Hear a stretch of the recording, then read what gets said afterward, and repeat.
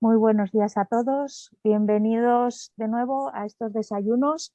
Hoy desayunos con las expertas, que estamos 3 mujeres aquí, que hablaremos del linfoma difuso de células grandes B, recaído y refractario, nuevas opciones de tratamiento.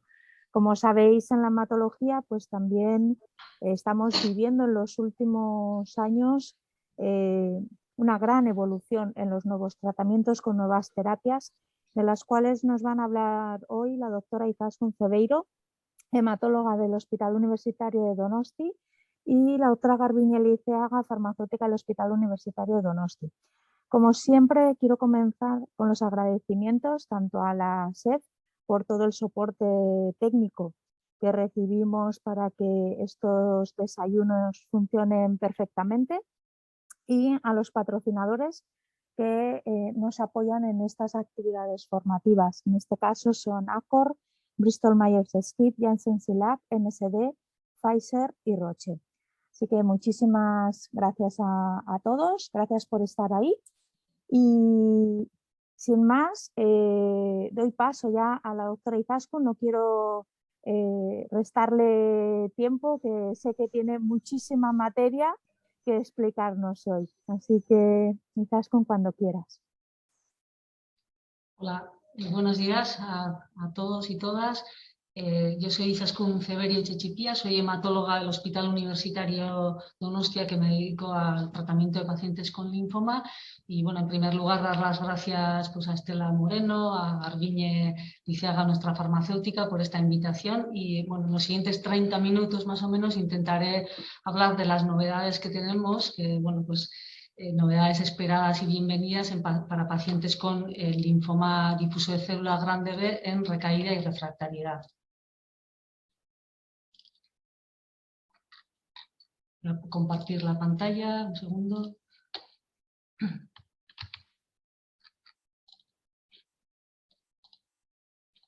Este es el título de mi charla, las novedades que tenemos en pacientes con linfoma difuso de célula grande B en recaída y refractariedad. Estos son mis conflictos de intereses. Y como sabéis, el linfoma difuso de célula grande B es el subtipo histológico más frecuente del linfoma no-Hodgkin, supone un 30% aproximadamente de todos los linfomas, y su incidencia es de unos 5 o 6 casos por 100.000 habitantes año. Acontece en una mediana de edad de 65 o 70 años, el 30% de los pacientes tienen más de 75 años, lo cual dificulta mucho el tratamiento de estos pacientes, y tenemos índices pronósticos como el IPI, el NCCN-IPI, que predicen el pronóstico, pero ninguno de estos índices nos permite identificar a pacientes de muy alto riesgo. Cada vez sabemos más sobre la biología de estos tumores y del valor pronóstico de esta biología tan heterogénea y compleja que tienen estos linfomas. Llevamos muchos años trabajando respecto al estudio de las características biológicas, y sobre todo bueno, pues hemos diferenciado a los pacientes en función del origen de la célula, en función de si es del centro germinal o de si es un origen post-centro germinal, fenotipo ABC o activado, que confiere peor pronóstico. Pero ya bueno, pues se está avanzando y se conoce mucho más de la biología mediante los estudios de perfil genómico, y se va hacia una nueva taxonomía basada más en las líneas de señalización celular, lo cual se supone que en el futuro va a permitir realizar un tratamiento mucho más individualizado basado en dianas terapéuticas que van directamente a estas líneas de señalización. Este es un artículo que os recomiendo, de New England, que ahora volveré a comentar, en el cual bueno, pues, los pacientes se diferencian en 5 clústeres o 5 grupos en base a estas alteraciones genómicas. Es un linfoma frecuente y en general de muy buen pronóstico. Esto es una serie de British Columbia canadiense, y los pacientes incluso con estadios avanzados, que consideramos pacientes con estadios 3 y 4, tienen supervivencias muy prolongadas. El artículo que hacía mención, que os recomiendo, es un artículo de revisión del 2021 publicado por la doctora Lori Sen de British Columbia y el doctor Gil Salz, que es un médico muy importante importante el linfoma francés, que en este momento es el jefe de la unidad de linfoma en Memorial, ya en cuanto al algoritmo de tratamiento, diferencia la primera línea de tratamiento, que como sabéis se divide en los pacientes en estadio limitado y avanzado, y la base del tratamiento es el R-CHOP. No voy a entrar en más detalles. Pero a pesar del éxito de la primera línea, pues hay un 10-15% de pacientes que se consideran primariamente refractarios, que en principio son los que no responden a la primera línea, o aquellos que tras responder recaen en los primeros 6 meses tras el tratamiento. Hay diferentes definiciones de la refractariedad, pero en general se acepta que los pacientes que aunque respondan, si esta respuesta no es duradera, eso es, recaen los 6 primeros meses, son también primariamente refractarios. Luego hay otro grupo de pacientes, también un 20-25% en función del estadio, que podrán recaer más tardíamente. Comentar que la mayoría de las recaídas ocurren en los 2 primeros años y son muy frecuentes a partir del 5º año. Por tanto, un paciente con difuso de célula grande que está en respuesta en torno a 2-3 años se considera curado. Esto es el estudio que publicó Coiffier en 2010, que mostraba el beneficio de R-CHOP frente a CHOP en pacientes mayores y, como veis, eran pacientes de más de 60 años. Las curvas caen un poco en los 2 primeros años, que es lo que comentaba, que los que recaen en los 2 primeros años, pero aquí no hay plató porque estos pacientes a los 10 años de seguimiento tenían 80 años y por tanto seguían falleciendo por causas no relacionadas con el linfoma e inherentes a la edad. En cuanto al tratamiento de los pacientes que recaen o refractarios, siempre hacemos la distinción de si el paciente es candidato a trasplante o no es candidato a trasplante. En base a que el tratamiento de rescate se basa en una quimio basada en platino más intensificación con trasplante autólogo, pues en base al estudio PARMA, que se publicó en el año nada más y menos que en 95, que demostró que en los pacientes en recaída de refractariedad, el someterlos a un rescate basado en platino intensificación con trasplante autólogo mostraba mejora en supervivencia libre de progresión y supervivencia global respecto a la quimio convencional. Limitaciones de este estudio es que no solo incluía linfomas B, también incluía linfomas T, era en la época pre-rituximab y posteriormente no ha habido ningún otro estudio comparativo, pero el standard of care en paciente candidato a trasplante sigue siendo en este momento rescate y trasplante autólogo. ¿Qué limitaciones tiene el trasplante autólogo? Pues si tenemos 100 pacientes que recaen o son refractarios, que solo 50 serán candidatos a trasplante. De ellos, para poder trasplantar a un paciente, tienes que demostrar que el paciente tiene algo de sensibilidad a la quimioterapia. Esto es que al menos tiene respuesta parcial, disminución de un 50% de la carga tumoral. Y de 50 pacientes que son candidatos a trasplante, 25 consiguen enfermedad quimiosensible y por tanto van al trasplante. Y de ellos solo curamos a 10. Por tanto, bueno, pues de 100 pacientes curaremos mediante el trasplante a unos 10 pacientes, bueno, depende de la serie, es algo más. Ya de entrada, 50 de los pacientes de los 100 que recaen no son candidatos a trasplantes, bien porque tienen comorbilidades que hacen que estos pacientes no puedan soportar la toxicidad de un trasplante. Por edad, aunque haré un comentario de esto, el trasplante se hace más o menos hasta los 70 años, o porque el paciente no responde a la quimio rescate previa al trasplante autólogo y por tanto no tiene sentido el someterlos a dosis altas. Por tanto, el trasplante, pocos pacientes curados y hasta ahora, hasta que no teníamos otras opciones de tratamiento, los pacientes que no se sometían al trasplante casi todos morían y por tanto las curvas de supervivencia libre de progresión y global se solapaban.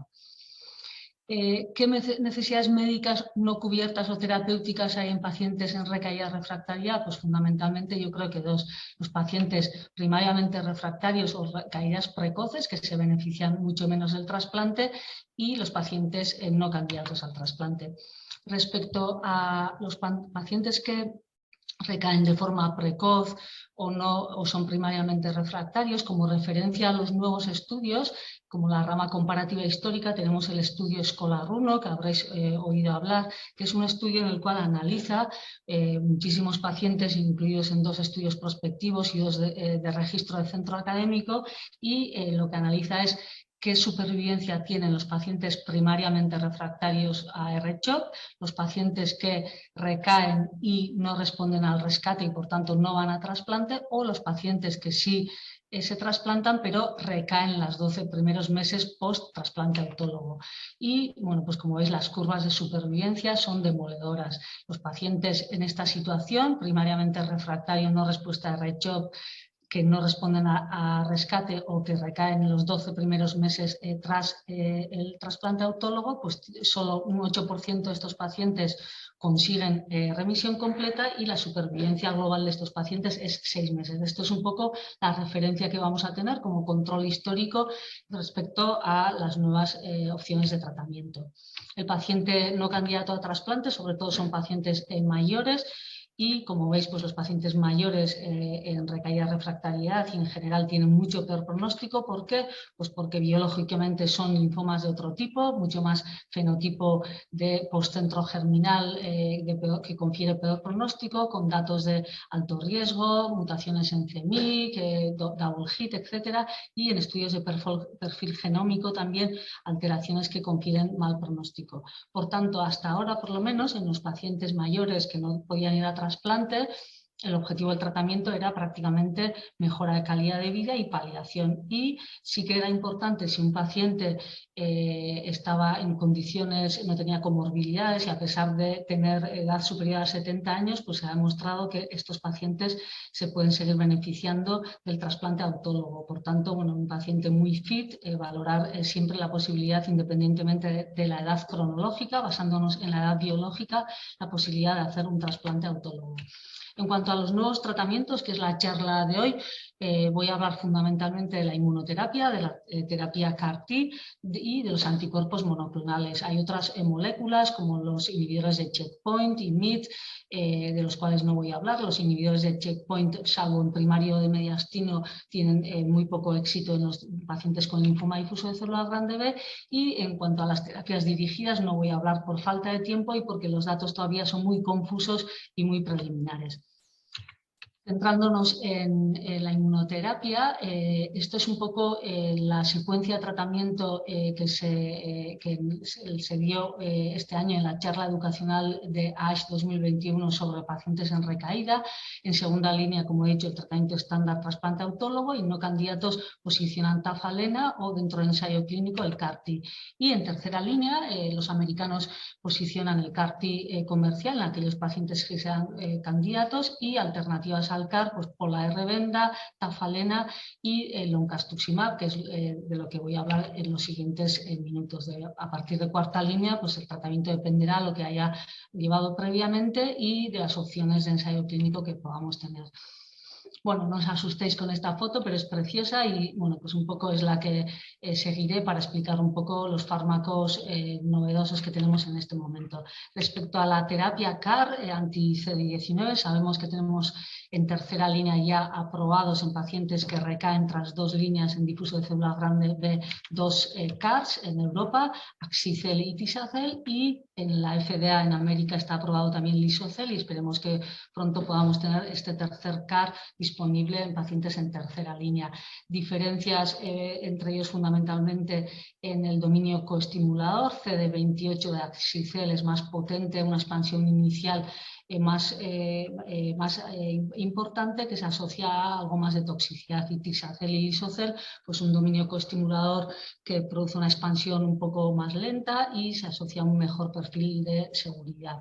Las curvas y los ensayos no voy a hablar prácticamente. Axicel, su aprobación la dio el estudio ZUMA-1, y en este estudio el 58% de pacientes hacían remisión completa, y con este seguimiento de más de 4 años se ve que la curva es plana, y por tanto muchos de estos pacientes, ya he comentado que a partir del segundo año se considera que el paciente o la paciente está curado, pues aquí parece que ser que estos pacientes pueden estar curados. Toxicidad, como he comentado, por el dominio coestimulador 4,1-BB, bastante neurotoxicidad, CRS, lo cual bueno, pues puede hacer decidir por un CAR o por otro CAR en función de la edad y comorbilidad de los pacientes. Tisacel también el estudio Juliet dio la aprobación, revisiones completas de un 40% y perfil de seguridad quizás un poco más amable. Y por último Lisocel, que es el ensayo Transcend, que no está aprobado todavía en Europa, que también, bueno, pues la tasa de remisiones completas en tercera línea del 53% y con un perfil de toxicidad muy amable que, bueno, pues quizás permita el hacer CAR-Ts ambulatorios. Tras la aprobación se ha hecho mucho esfuerzo en tratar de identificar qué pacientes sean los más adecuados para terapia CAR y ahí se han analizado el impacto que pueda tener el ECOG, la comorbilidad, la edad de los pacientes, biomarcadores, etcétera, etcétera. Y de ellos, resumiendo, esta diapositiva es de Gloria Giacoboni, que le agradezco y que me la haya cedido.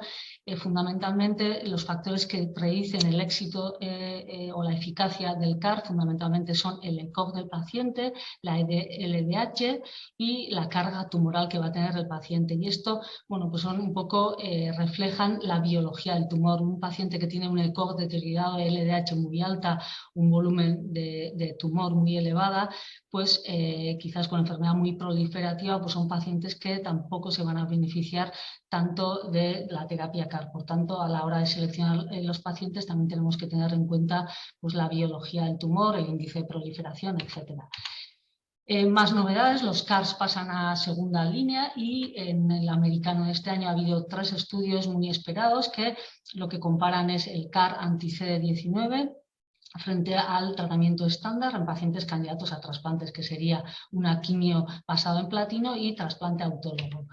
El estudio Transform lo que hace es comparar el Standard of Care, lo que he dicho, trasplante autólogo versus CAR, en pacientes de alto riesgo. Siempre son pacientes que son primariamente refractarios o los que recaen en los 12 primeros meses tras tratamiento, que son los del estudio Scholar que he comentado previamente.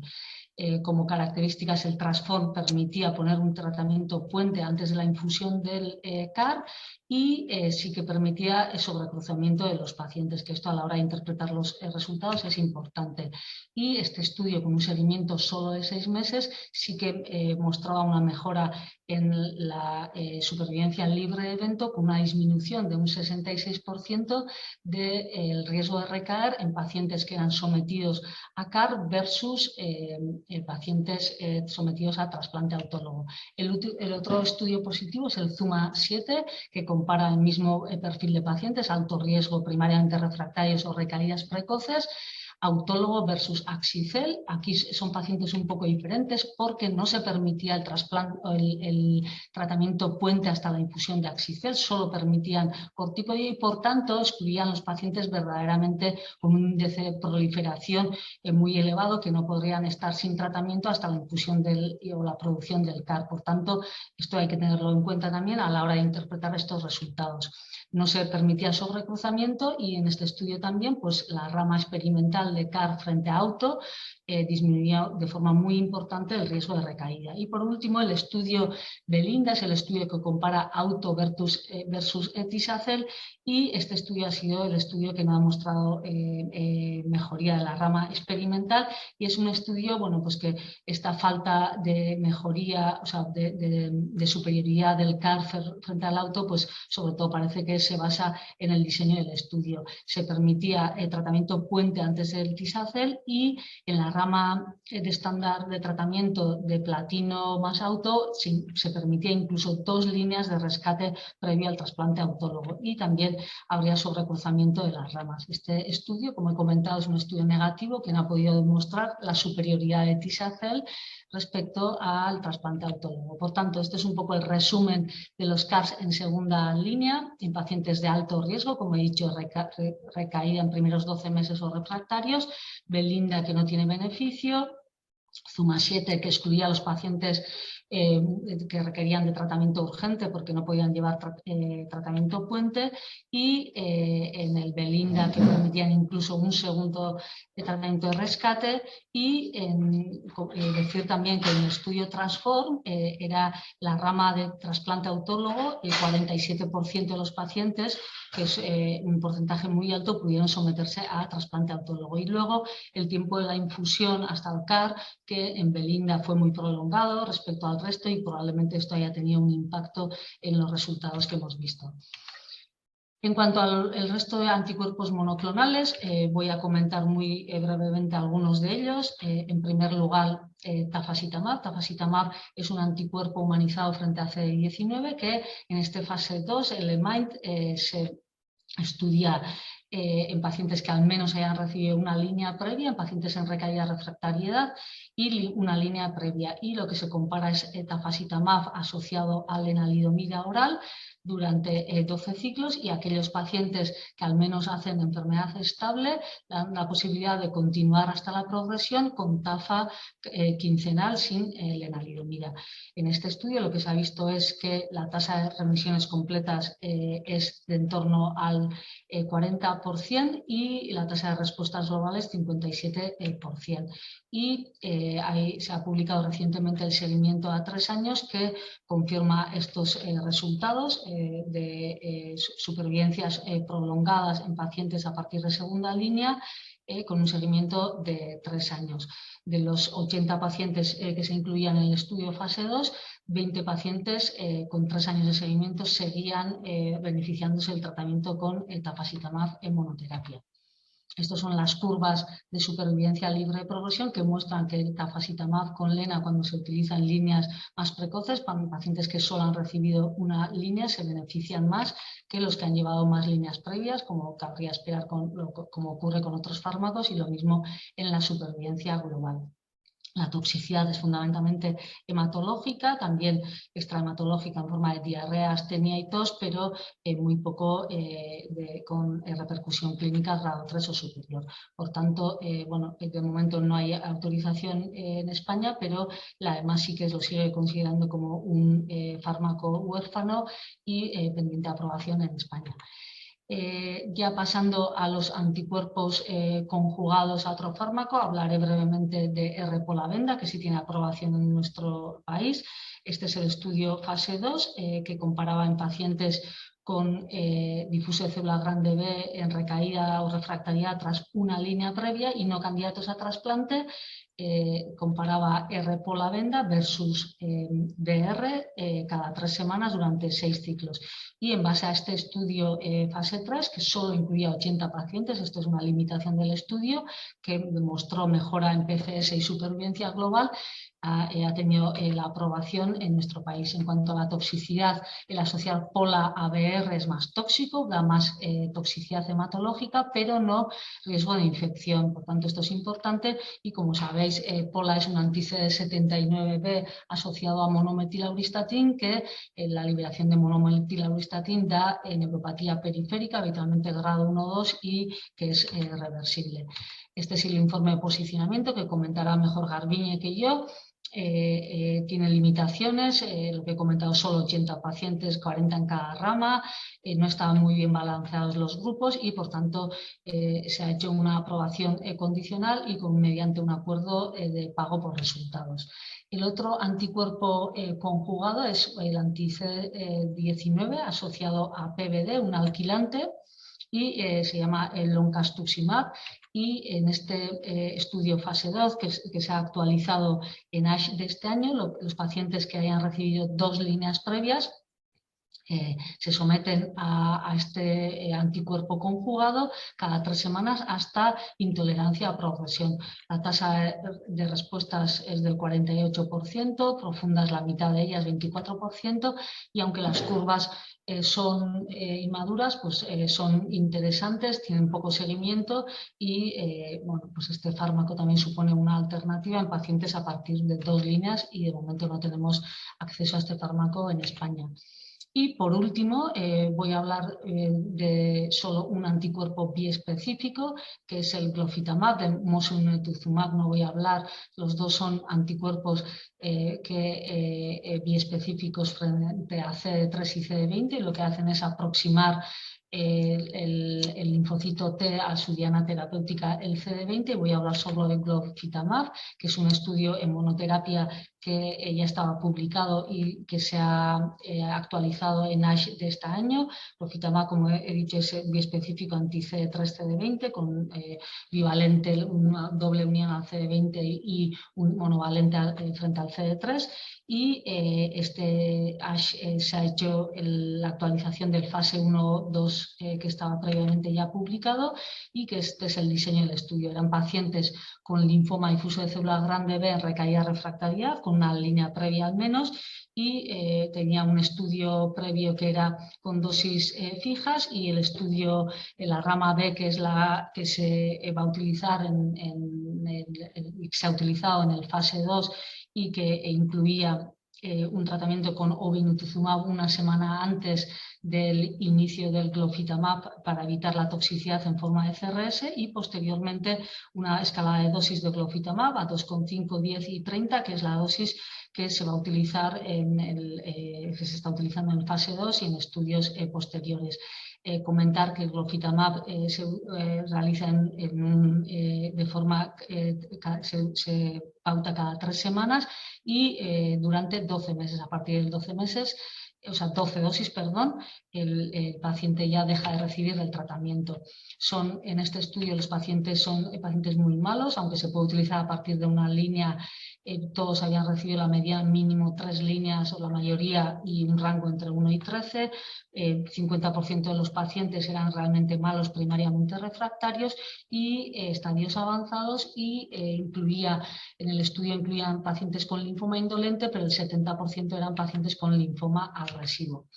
Y en el estudio ya fase 2 con dosis fijas de 2,5, 10 y 30, pues los datos son espectaculares. En pacientes con linfoma agresivo, el 70% de estos pacientes con 3 líneas previas hacían remisión completa. Estas son las curvas en verde de los pacientes con linfoma indolente y en azul, que son superponibles, linfomas agresivos, y como ves, los pacientes terminan el tratamiento a los 9 meses, pero sigue habiendo pues, como una especie de plató que hace que este fármaco pues, sea verdaderamente interesante.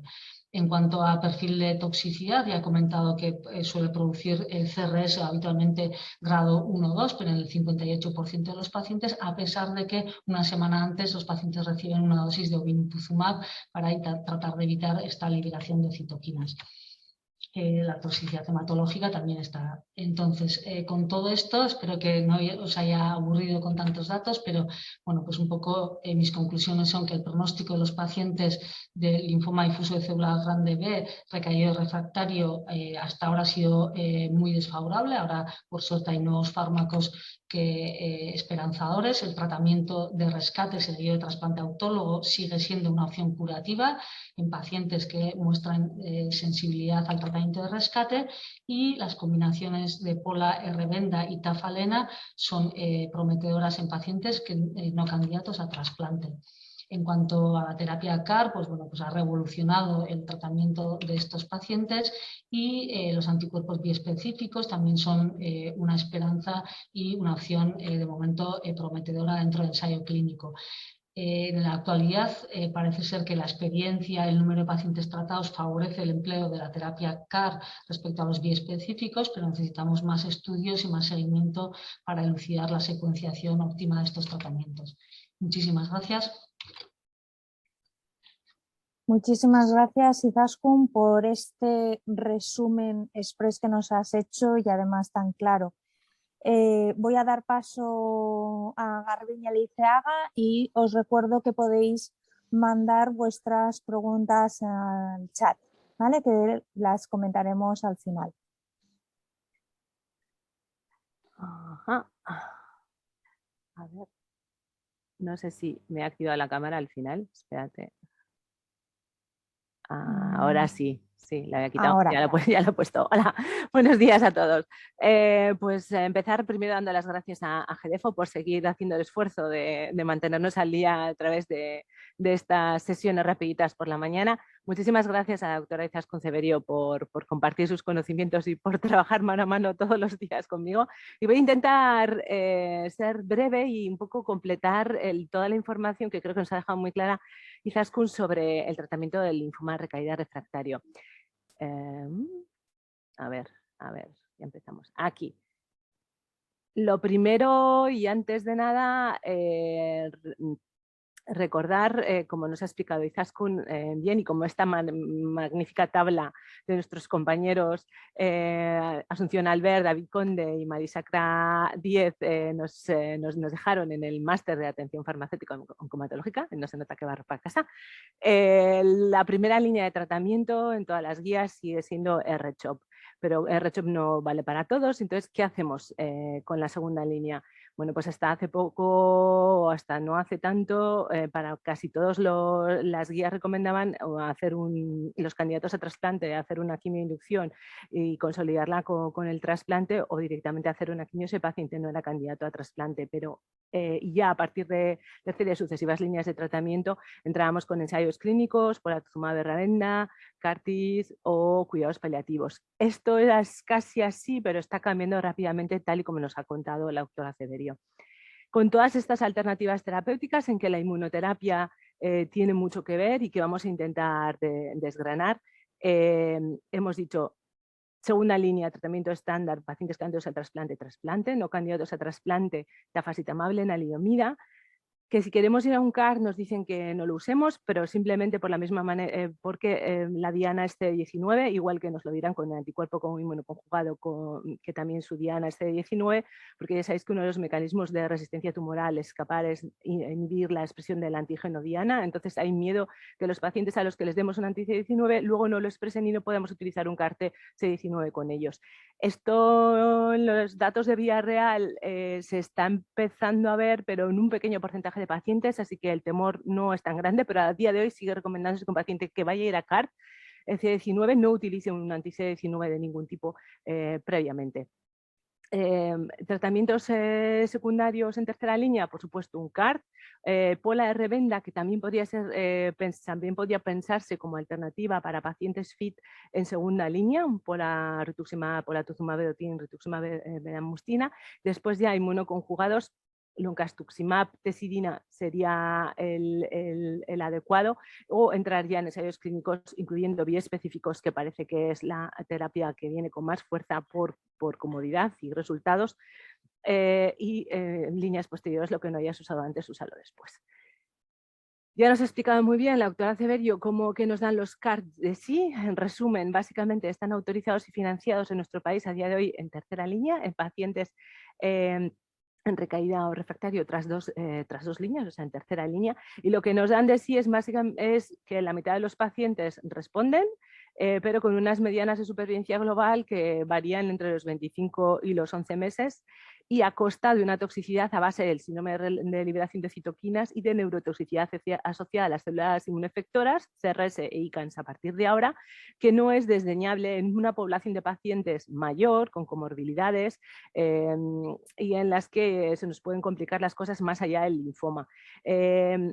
La incidencia del síndrome de liberación de citoquinas y de los ICANS es variable, porque al principio, cuando empezaron estos ensayos de registro, no había un sistema, una normalización de medida de ellos. Ahora ya ha habido consenso para poder graduar correctamente estas toxicidades, pero hace que los números sean muy variables en estos primeros ensayos. Ahora ya las cosas están más claras, pero por eso veis que varía desde el 93% de CRS con Axicel hasta un 42% con Lisocel. También por el camino hemos aprendido a manejar estas toxicidades y su gravedad, pero no dejan de ser diferentes los perfiles.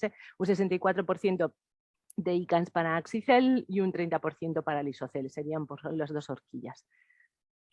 ¿Y qué son los ICANS y qué es el síndrome de liberación de citoquinas? Bueno, pues son dos eventos biológicos que ocurren, que conocemos que ocurren al principio de la inmediatamente posterior a la infusión de las células T, que tienen una secuenciación en el tiempo, que pueden solaparse o no solaparse, y que están mediados por una situación inflamatoria global de los pacientes. Y esto de inflamación últimamente nosotros sabemos mucho, ¿no?, en las farmacias de qué va. Entonces, se va a intentar controlar casi siempre bloqueando interleuquina 6 con tocilizumab principalmente, y bloqueando directamente la acción de los linfocitos con corticoides. Como esto pone en jaque la eficacia de los tratamientos con células T, bien sea con inmunoespecíficos o con CAR-Ts, está habiendo ensayos clínicos intentando buscar en la patología realmente del fenómeno y estamos ahora mismo en proceso de investigación con todas estas diferentes moléculas para intentar ya desde previos al trasplante y con modificaciones de los injertos, de la forma de administración, de la dosis administrada, intentar controlar estos dos fenómenos que pueden poner en jaque bien la vida del paciente, bien la efectividad del tratamiento. Recientemente ASCO ha sacado sus guías, a últimos del año pasado, ha sacado sus guías para el manejo de estos efectos adversos inmunes en pacientes con células CAR-T. En cuanto, ya veis, o sea, cuando hay mucha letra es que la cosa no está muy clara. Básicamente, el síndrome de liberación de citoquinas tiene tres síntomas, que son la fiebre, la hipotensión y la hipoxia, y a medida que van ocurriendo, pues se van graduando y se van poniendo tratamiento de soporte, siempre intentando minimizar el tratamiento de soporte para evitar poner en jaque la eficacia del tratamiento. Para simplemente un poco de fiebre, pues antipiréticos y soporte. Si el asunto empieza ya a aparecer hipotensión e hipoxia, pues añade oxígeno, añade tocilizumab, 3 dosis de 800 miligramos cada 8 horas, hidrata, dexa.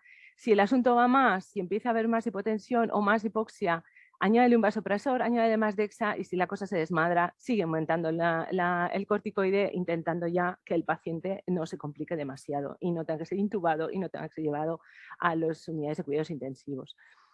Para el síndrome de neurotoxicidad de células inmunoinfectoras, pues el asunto está en si el tocilizumab por sí solo no es efectivo, solo se utilizará en el caso de que coexista con el síndrome de liberación de citoquinas y el tratamiento pasa por corticoides y inhibidores de la interleuquina 1 y algún otro tratamiento experimental.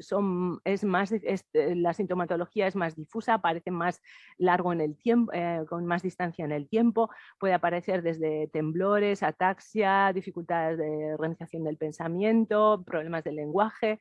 Hay una serie de cuestionarios que hay que pasar a los pacientes para intentar detectar de manera temprana la aparición de estos síntomas para ponerle remedio cuanto antes, pero son de más difícil manejo y son más complicados de resolver. Os dejo las guías ahí para quien tenga interés.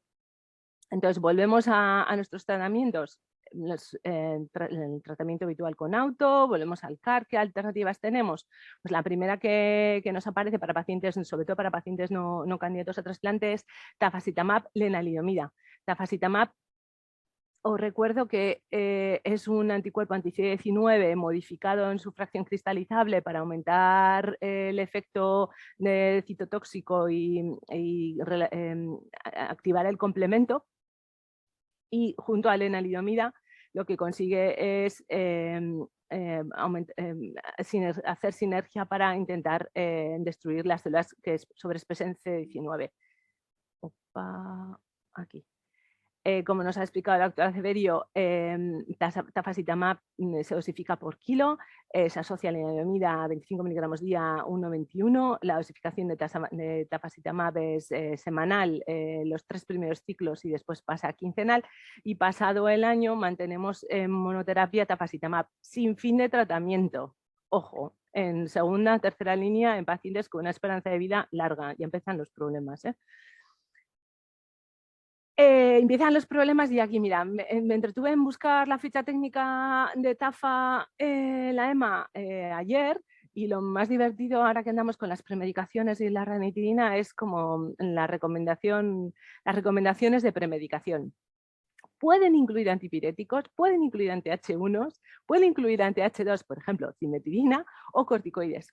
Da igual, pero tú le tienes que poner lo que tú quieras cuando tú quieras, ¿vale?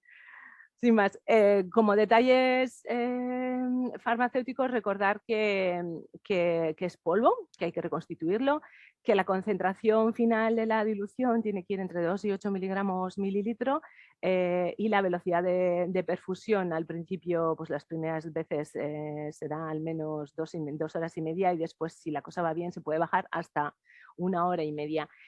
Curiosamente nos dan estabilidades tanto del vial reconstituido como del vial de la solución diluida, que es mayor que la del vial. Son 36 horas refrigerados a las que se añaden 24 horas más, o sea, sí, temperatura ambiente. O sea, que por una vez nos hacen caso y empiezan a poner datos de estabilidad en la propia ficha técnica. En cuanto a seguridad, como esperable, los efectos adversos son sobre todo hematológicos y los más graves también son hematológicos, y como curiosidad tiene los efectos hematológicos más importantes son neumonía, hipocalemia, diarrea, edema periférico. Esto es sobre todo por culpa de la lena y se ve claramente en el perfil de efectos adversos en la cohorte mixta versus la cohorte que ya en mantenimiento solo lleva TAFA. Sigue persistiendo los efectos hematológicos, pero los no hematológicos han disminuido claramente. Bueno, TAFA-lena, y ahora nos queda disponible Pola-R-Venda, polatuzumab, vedotin, rituximab, bendamustina. En este esquema que nos explican aquí claramente nuestros compañeros del máster, en un esquema de 3 días en el primer ciclo y que luego pasa a ser de 2 días en los ciclos siguientes, por 6 ciclos. Y esto de los 6 ciclos, yo no voy a entrar a discutir el programa de acceso de Valtermed, pero si no entendí mal cuando me lo explicaron, para ver un retorno de inversión, el paciente tiene que haber recibido los 6 ciclos. Y luego lo discutimos si queréis en las ruegos y preguntas, pero el paciente tiene que haber recibido los 6 ciclos para poder tener derecho a un retorno del dinero. Entonces, pacientes en segunda línea o tercera línea que reciban 6 ciclos de polatuzumab, rituximab, bendamustina, pues ya tiene que ser un paciente cuando menos fit, ¿no? Que se vaya a esperar que esté en buenas condiciones. Con respecto a la polatuzumab vedotin, recordar que tiene vedotin, y esto ya lo sabemos de brentuximab vedotin, o sea que esperaremos neuropatía periférica. Cuidado con la dosis, que la dosis actual de la ficha técnica es distinta a la del expandido. Aquí nos recomiendan no exceder de 240 miligramos por ciclo, y la reconstitución de sus polvos se reconstituye también. Hay 2 presentaciones de 140 miligramos y de 30 miligramos, y la ficha técnica nos dice que lo reconstituyamos hasta una concentración de 40 miligramos mililitro. Yo solo os voy a decir, hemos hablado con Roche, lo hemos preguntado y nos han dicho que sí, pero yo os diré que los viales de 30 tienen mucho sobrellenado. Y ahí lo dejo, cada uno que haga lo que piense. Hay que administrarlo con un filtro de perfusión y las perfusiones van a ser mínimo de 30 minutos. La estabilidad reconstituido y diluido es de 72 horas, refrigerado. Esto en cuanto al primer anticuerpo inmunoconjugado, y el segundo anticuerpo inmunoconjugado que está llegando esta vez en monoterapia, este es el... Ahí va, no le he puesto el nombre aquí al final. Sí que está aquí. Eso es. Loncastuximab tesirina. Aquí tenemos 2 novedades. Una, que el anticuerpo es un anti-CD19, que es el primer inmunoconjugado con anti-CD19, y tenemos una toxina nueva que todavía no hemos manejado, que es una pirrolobenzoiazepina, que es un agente alquilante y que tiene un nuevo perfil de toxicidad. El perfil de toxicidad en este caso más llamativo por supuesto hematológico, como todos. Tiene un grave problema de gestión de edemas, de edemas periféricos, y un aumento de la gamma GT, que además es acumulativo, aunque parece que es un dato puramente bioquímico, pero que asusta mucho y que incluso en los ensayos es causa de abandono de tratamiento. Lo de los edemas periféricos es tan importante que además de premedicar al paciente con dexametasona, si el paciente aumenta más de 1 kilo entre ciclo y ciclo, por protocolo hay que utilizar espironolactona. ¿Por qué? Pues he empezado por abajo, pero pues porque el problema está en que parece ser que el peso, que eso lo veremos cuando lo comercialicen ya definitivamente, cómo lo van a solventar, el peso es muy importante. Hay que ajustar el peso si el paciente está obeso, se dosifica por kilo de peso, y es una variable farmacocinética que está teniendo importancia tanto en resultados como en toxicidad. Así que ya como farmacéutica tengo curiosidad de cómo solventarán en el fase 3 y en la comercialización el tema del peso en el loncastuximab tesirina. Tesirina, uy, no lo diré bien. Entonces, Nuevos dianas, anti-CD19, inmunoconjugados, anti-CD19, anti-CD79. ¿Qué más tenemos? Pues lo que nos llegan son los anticuerpos biespecíficos. Y ya están llegando, el primero, mosunetuzumab, ya tiene autorización de la FDA, así que tiene ficha técnica de la EMA, pronto, cualquier día estará por aquí. Los demás los tenemos muchos de nosotros en ensayos clínicos en muchos centros. Y aquí yo sigo insistiendo, por favor, tenemos que poner las pilas con los anticuerpos biespecíficos. Y esto va por todos, porque haciendo la revisión para esta charla, he encontrado errores gordos en documentos importantes del NHI, en artículos sesudos y concienzudos de los grandes popes. Realmente no sabemos de qué estamos hablando y hay que hablar con propiedad. Os recomiendo estos dos artículos de revisión de anticuerpo de biespecíficos, este en concreto. Y aquí, ¿por qué insisto y doy tanto la chapa? Porque en este caso, con los anticuerpos biespecíficos, el hábito hace el monje. La estructura, el diseño del anticuerpo va a tener repercusión tanto en su eficacia como en seguridad, como en sus características farmacodinámicas y farmacocinéticas. BITE, que es el único anticuerpo que conocemos hasta ahora mismo en la plataforma BITE, de blinatumomab, es este de aquí arriba, mirad, este. Es un tándem de fracciones variables. Lo que vamos a encontrar como anti-CD3, CD20 ahora mismo en desarrollo, en comercialización, todos ellos parten de una estructura clásica de inmunoglobulina G, a que ha sido modificada. Los dos primeros son mosunetuzumab y epcoratimab, que comparten estructura. Glofitamab, del que nos acaba de hablar la doctora Severio, es este otro de aquí. Esto sería el anti-CD20 y este que veis rojo y verde sería el anti-CD3, es decir, que arrima en un mismo brazo, junta en un mismo brazo, aproxima en un mismo brazo al CD3 y al CD20. Odronextamab es una variante más clásica y plamotamab, que es el que está llegando más tarde, realmente también intenta modificar la estructura 3D para aproximar el CD3 de otra manera. Pero esto es importante que lo sepamos. ¿Esto qué significa? Que como son IgGs, tiene una fracción cristalizable, van a tener además actividad relacionada citotóxica celular, activación del complemento, van a tener unas semividas más largas, van a poder ser administrados vía subcutánea, todo esto que no puede hacer blinatumomab porque tiene esta estructura. ¿De acuerdo? Entonces, una comparativa rápida, porque tampoco hay muchos datos, pero que veáis lo complejo que puede ser utilizar biespecíficos, que son la real alternativa a las CAR-Ts a día de hoy. Las CAR-Ts las conocemos, pero tienen problema de fabricación y sabemos ahora mismo lo que nos dan en cuanto a resultados y toxicidad. Los anticuerpos biespecíficos tienen la ventaja de estar disponibles inmediatamente, pero tienen ese inconveniente de infusiones largas, continuas, complicadas, y tampoco conocemos todavía sus resultados en eficacia. Sí podemos conocer un poco sus resultados en efectos adversos. Y aquí os he puesto una comparativa, veis que se administran bien o menos a subcutánea dependiendo de su estructura, que la dosificación es complicada y ahí los farmacéuticos en el ensayo clínico y en el día a día tenemos que estar muy encima. Tienen normalmente una escalada de dosis y luego van a dosis fija y unas administraciones semanales, quincenales. Las frecuencias da igual porque por mucho que pongamos cada 21 días las administraciones van a ser continuas durante al menos entre 6 y 9 meses de tratamiento. Y el problema que tienen principal es el del síndrome de liberación de citoquinas. Mucho más síndrome de liberación de citoquinas que las CAR-T, unos grados pues, de 50, 58, 62, pero mucho más leve, con honrosas excepciones. Casi todos son grados 1, bastante controlable, pero hay algunos como odronextamab o glofitamab que tienen muchísimo síndrome de liberación de citoquinas grave.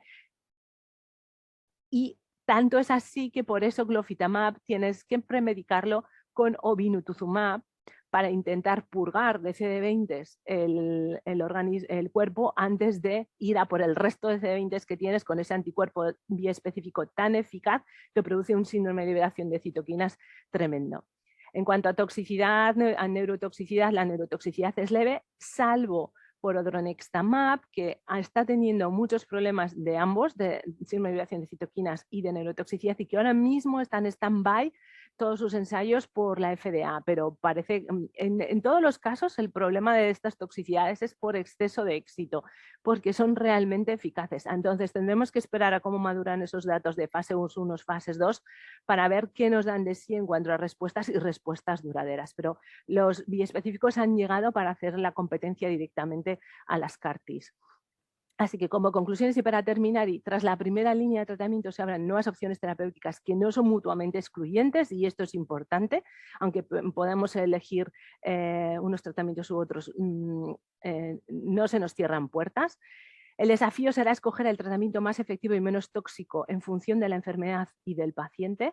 El utilizar linfocitos T en terapia, vea sea CAR-T o vía anticuerpos biespecíficos, siempre se a costa del síndrome de liberación de citoquinas y de neurotoxicidad a células efectoras. Y tenemos muchísimas incertidumbres. Aparecen cómo hacer la secuenciación. Necesitamos rebiopsiar al paciente para conocer realmente si es la misma enfermedad y podemos seguir utilizando las mismas dianas, ejemplo el C19. ¿Cómo podemos revertir resistencias? Ahí es donde se está intentando utilizar los inhibidores de checkpoint, porque parece que post-CAR-T pueden revertir la resistencia a los CAR-T y hacer sinergia con nuevos tratamientos, por ejemplo. Hay muchísima innovación que llegan, existen CAR duales, CAR-TNK, el uso de anti-PD-L1 como potenciadores, y el asunto de los linfomas no se acaba y menos mal, tenemos muchas más alternativas, pero la toxicidad, la duración del tratamiento, la comodidad del tratamiento en pacientes de una población mayor y multitratada, pues eso es algo que tenemos que seguir estando encima. Y nada más, muchas gracias. Muchísimas gracias, Garbiñe, por la presentación y por habernos planteado puntos que pueden ser claves en el momento de elegir a veces un tratamiento y cosas a tener en cuenta por el farmacéutico. Así que muchísimas gracias. No veo ahora mismo... Sí, perdona. Hay una pregunta de nuestra compañera Marisacra. Me gustaría conocer la práctica opinión de Izaskun en el uso de esquemas con o sin rituximab en pacientes refractarios recaídos de menos de 6 meses. Según guías, no habría que asociar rituxia a la quimioterapia rescate. ¿Cuál es vuestra práctica? Bueno, pues tienes razón, ¿no? Teóricamente, un paciente que se considere primariamente refractario, volver a utilizar el mismo monoclonal, pues no tiene mucho sentido, pero bueno, pues como no tenemos posibilidad de otros anti-CD20 mejores porque bueno, pues no están aprobados en segunda línea, pues a veces seguimos utilizando el rescate platino con rituximab, pero realmente no tiene sentido. Sé que hay centros, ¿no?, que son más estrictos, ¿no?, probablemente Cataluña, tal, incluso no les deja utilizar si el paciente ha recaído en los primeros 6 meses, que bueno, académicamente yo creo que es lo correcto. Bueno, nosotros, lo que he dicho, por falta de alternativas seguimos haciéndolo, pero no creo que aporte mucho ese rituximab. No sé qué opinas, Garbiñe. Yo lo que tú digas. Sí, bueno, no, ahora rituximab con los biosimilares, tal, ¿no? Quizás con menos coste, tal, pues seguimos utilizándolo pues porque son pacientes muy difíciles de tratar, pero habría que hacer un estudio comparativo, ¿no?, que aporta ese ritu en una recaída precoz. Yo creo que poco. Yo una pregunta para las dos. Garbiñe un poco lo ha adelantado, ¿no? El papel que pueden tener los tratamientos previos en el CAR, ¿no?, posterior, y que comentaba, por ejemplo, tafasitamab, ¿no?, o todos los que son anti-CD19, que está ahí un poco la duda de si puede influir luego posteriormente en la eficacia de ese CAR.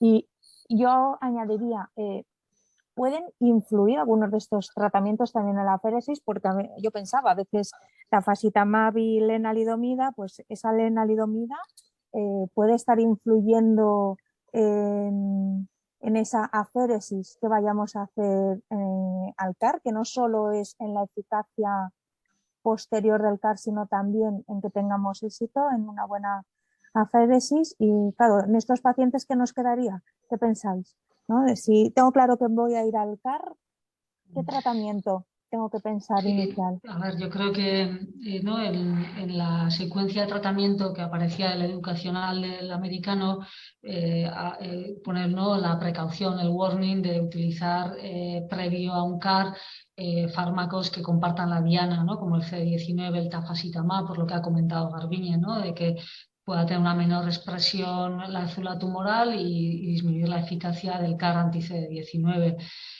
No hay datos, sí que hay algunos pacientes, creo que era en el estudio del ISACEL, que fueron tratados previamente con TAFA y que como que no compromete mucho la eficacia, pero ante el desconocimiento yo creo que precaución como puente. Otro tema es, por ejemplo, el empleo también de repolavenda como puente, ¿no? Que, bueno, no es la indicación, ¿eh? La indicación es un paciente no candidato a trasplante ni no candidato a CAR, pero bueno, es verdad que al no tener tratamientos puente eficaces para bajar la carga tumoral previa a la infusión del CAR, se haya utilizado en algún momento, y parece ser que el empleo de venda en ese momento, terapia puente, acentúa la mielotoxicidad, y por tanto otro problema de los CAR que no hemos comentado son las citopenias post-CAR por el tratamiento de linfodeplección que utilizamos. Entonces parece sí que se ha asociado el utilizar el repolavenda con aumento de citopenias post-CAR, que es un problema muy importante. Y luego lo otro, Estela, lo que decías también es cómo puede condicionar la calidad de la aféresis, ¿no? Por ejemplo, ahora sabemos que venda no se debe utilizar en un paciente porque hace que la aféresis de los linfos T que se utilizan para la producción del CAR es un fenotipo exhausto, son CARs que no expanden. Y por tanto, bueno, pues también hay que tener en cuenta todo esto, ¿no? El no quemar la diana terapéutica y no condicionar la calidad de los linfos T que sacamos, y todo esto tiene mucha importancia. En ese aspecto, la lena sería un tratamiento, ¿no? Interesante, por ejemplo, en pacientes de folicular, que no es el tema de hoy, que lleven R cuadrado, pues por lo menos probablemente condicione menos la calidad del linfo T que sacas para un CAR, que cuando realizas la aféresis tras R-venda probablemente, ¿no? Pero bueno, todo esto es muy importante y son cosas que empezamos a aprender y empieza a haber muchos datos. Y bueno, la terapia puente, que es saber qué pones a estos pacientes para intentar que vayan con un mejor ECOG, con mejor LDH, para mejorar la eficacia del CAR, pues es la gran limitación que tenemos. Ahora hay muchos trabajos muy interesantes con radioterapia, ¿no? Que bueno, la radioterapia siempre la utilizamos con fin curativo, pero aquí, por ejemplo, puede tener otro abordaje, ¿no? De igual irradiar la zona más bulky. Siempre hay un poco la posibilidad de que, ¿no? Se liberen antígenos que hagan que luego el CAR expanda mejor, que es un poco la hipótesis del efecto ascopal de la radioterapia, tal. Entonces, bueno, creo que la radio en casos indicados es muy interesante como terapia puente, y en el resto pues hacemos lo que podamos, pero muy poco, ¿eh? Garbiñe, no sé si quieres añadir algo.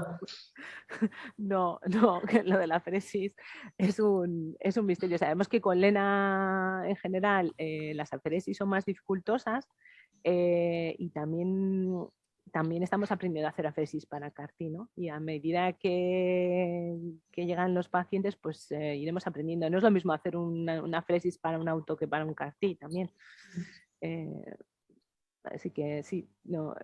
El problema, bueno, cuando se adelanten las CAR-Ts a la segunda línea, las cosas serán más sencillas, supongo. Pero bueno, habrá que resituar bien esos pacientes. Yo creo que el problema será qué hacer después de la CAR-T, porque con esos 50% de pacientes o más que van a empezar a recaer, y cómo van a recaer, ¿qué hacemos? ¿Intentamos rescatar lo que quede de CAR-T con anti-PDL1s? ¿Vamos directamente a una segunda línea, a una tercera o una cuarta línea? ¿Y con qué vamos? Los datos del inmunoconjugador sí que tenían datos, o no, el GLOFI, el biespecífico, sí que tenía datos de pacientes que habían recaído con CAR-T. Había pocos pacientes incluidos en el fase 2, pero sí que respondían igual que los pacientes que no habían recibido CAR-T. O sea que parece que no se agota el CD3. Sí, mi sensación un poquito es que lo que estábamos viendo un poco más simplificado en la LLA, ¿no? Que tengo ovino, tengo CAS, no, perdón, ovino, Blina, tengo CAS, tengo inotuzumab, y que tenías un poco las dudas de qué aplico antes y cómo me influye, y qué aplico después y cómo me va a influir también en la respuesta. Mi sensación es que ahora lo estamos viviendo también en el linfoma difuso de células grandes B, ¿no? Es decir, tengo los ensayos con las 3 CARs, tenemos todos estos nuevos fármacos que llegan, unos anti-CD19, otros anti-CD20, y que dependiendo de lo que haya recibido el paciente en cada momento, nos vamos a tener que sentar a ver en el estudio si tenemos pacientes que habían recibido previamente un CAR, qué CAR, no sé, que hay esas dudas que nos vienen ahora de cuál va a ser el mejor tratamiento posterior y qué influencia tienen los tratamientos que ha recibido un paciente en la eficacia posterior o incluso en las toxicidades, ¿no? O que puedan o no responder. Pues estamos diciendo, ojo si ha recibido anti-CD19 previo al CAR. Sí, pero es que ojo si el paciente ha recibido un CAR y le estoy planteando un anti-CD19 posterior al CAR, ¿no? Yo creo que se nos abren muchas incertidumbres. Sí, sí, parece, por ejemplo, en el difuso, ¿no?, que el mecanismo de escape al CAR es menos que en la linfoblástica, que el mecanismo de escape es mucho pérdida del CD19.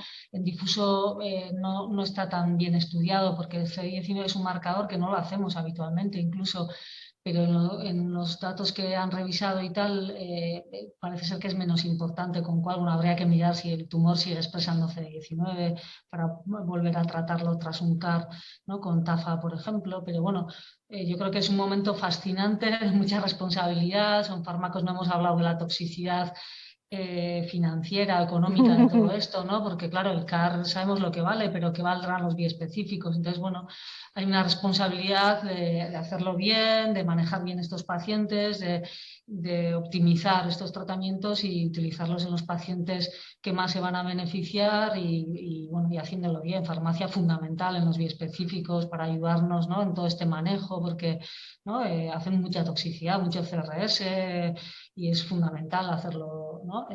Habrá que formar a enfermeras que están en rotatorios, tal. Hace que se complique mucho la administración de todo esto, de estos fármacos.